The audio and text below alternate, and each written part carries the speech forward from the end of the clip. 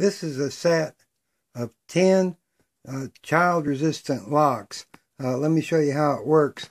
You connect it to the inside of the door, and you put the other part up here, the latch, I guess that's what it's called, and it comes with a key, a magnetic key. Now watch.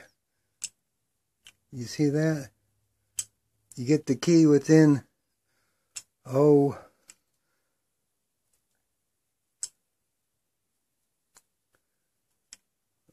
looks like about 2 inches. Get the key within 2 inches and it unlocks the cabinet. Now there's also a switch on the bottom so that you can disable it. Now what we're going to be using it for is locking up the cabinets where we've got our chemicals and cleaning compounds and stuff to keep the kids out. It's pretty neat, huh? Okay, well, thank you very much.